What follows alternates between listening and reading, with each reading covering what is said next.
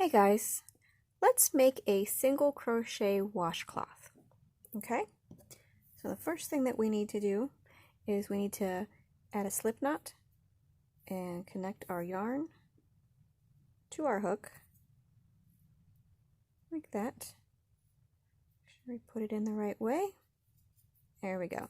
Okay, so we have a slip knot. This is a pretty decently long tail. You only need about an inch or two. Any more than that is just extra bonus for weaving in later on. Okay, so you can make this washcloth any length that you want. Let's just say we're going to do 32 stitches across, which means for this foundation chain we're going to chain 32. Okay, remember that you always yarn over this direction, pull through, make sure that you run your working loop into the shaft area so that we're not too tight or not too big, so that we have 1, 2, 3, 4, and we're just going to keep making a chain.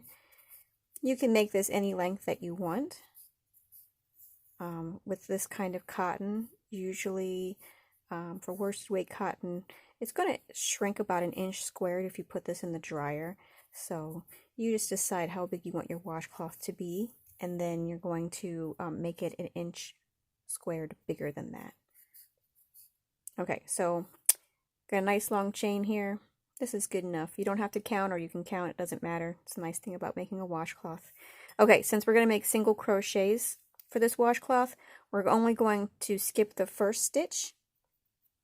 Okay, and we're going to work into the top loop of the foundation chain. Pull up a loop, yarn over and pull through 2, and that is how you complete a single crochet. Okay, so remember, since I'm holding this like a knife, my hand tends to go this way, and that tends to open this space up. So just because this space looks big doesn't mean that it's not worked yet. So I like to orient my work this way, just to verify that that bunch there, which is the worked single crochet, is actually going into this stitch here. So I'm going to work into the next one, which would be this one here. Insert, pull up a loop. Remember to always make all your loops go across the shaft area to make sure that your gauge is appropriate. Yarn over, pull through 2. And there's the second one. Okay, so you're going to keep doing this all the way across. Now, while I'm doing that, I want to also mention that this is just one way to go into a foundation chain. Some people like to go under both the top loop and this middle one here, which is actually the middle ridge, and leave just the bottom one by itself, like this. And that just leaves this little string here. Another way is for some people to actually flip it over and only work the ridge in the back. And that's nice because it leaves what looks like top stitches so that the bottom will mirror the top of your washcloth. So those are 3 different ways it can be done. This way, going through the top loop here like this, is the standard, easiest, basic way to do it. All those other ways are just variations, which you'll see a lot of variations in crochet work, no matter what it is that you do. So we're just going to finish working the normal way into the top loop all the way across.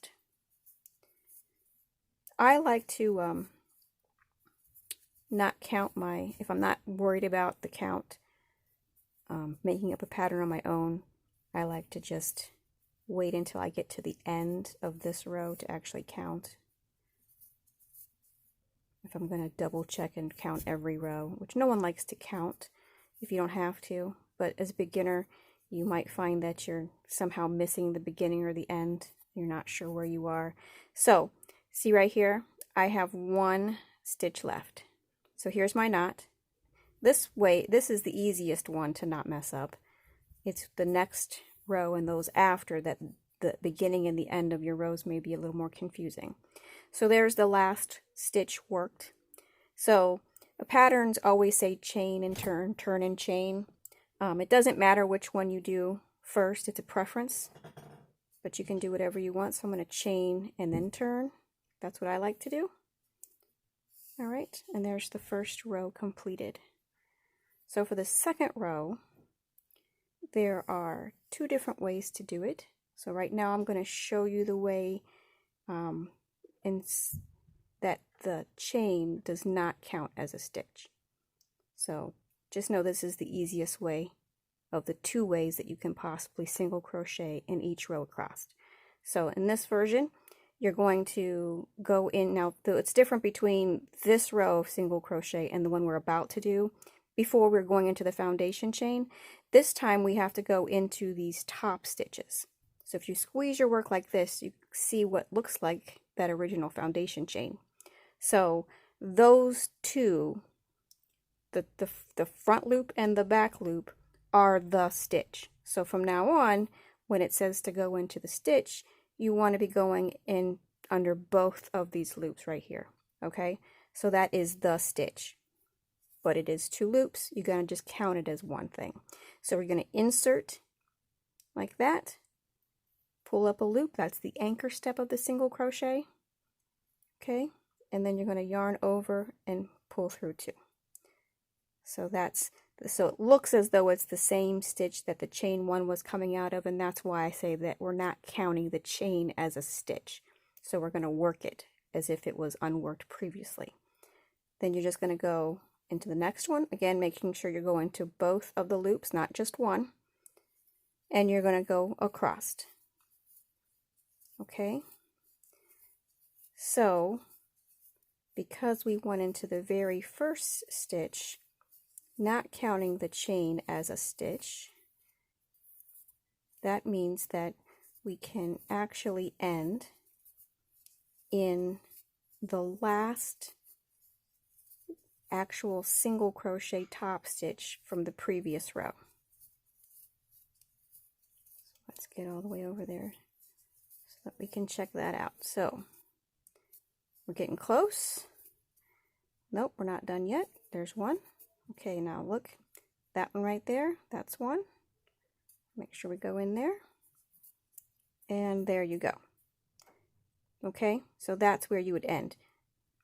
Now we're going to chain one and turn, and you're going to repeat. So now we're going to go again into the same stitch, and we're going to keep doing that. Okay, notice how my side looks pretty straight. That's what we want. Okay.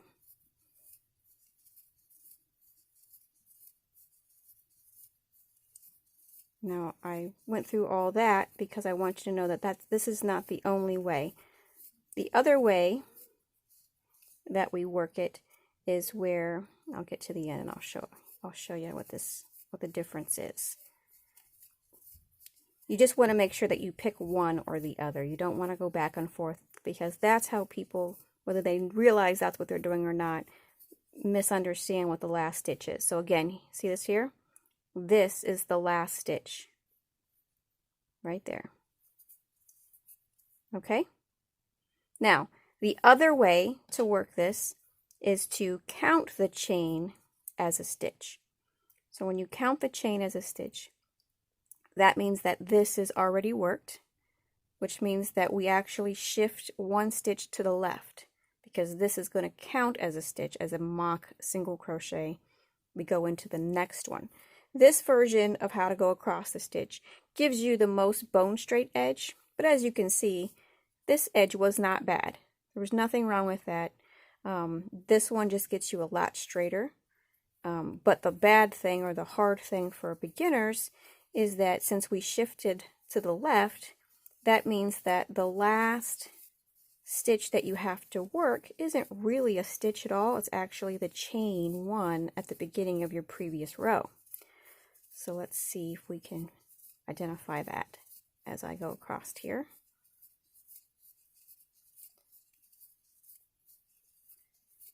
All right, we're getting close. One there, one there. Okay, now this right here is the last stitch that we would work if we would have done it the other way, not counting the chain as a stitch. But since we shifted to the left, that means that we still have one more to work. So the answer is, this loop here is the front loop, and this is the back loop. But see how it kind of gets distorted? Because it's actually the chain. So to actually work it, you have to go through there and through there, and see how it was a little bit harder to achieve. But then you do a single crochet in it, and it gives you a very, very, very straight edge. Okay, it's a little bit harder or takes a little bit longer to achieve. You can pick whichever one you want. If you're just kind of just making up something as you go and you just wanted to do a series of single crochets. But I tend to teach my beginners how to do the first method because it becomes much more obvious what the last stitch is as opposed to this one, which is a lot harder to find. So please let me know in the comments if you have any questions about this. I know I go into a lot of detail, but I like to tell everybody everything. So that's how so for the washcloth here, we're just going to keep going and make it as long as we want. If you want it to be squared up, just make it about as many rows tall as you did stitches wide, or until it looks good for you. So that's how to get started on a simple single crochet washcloth.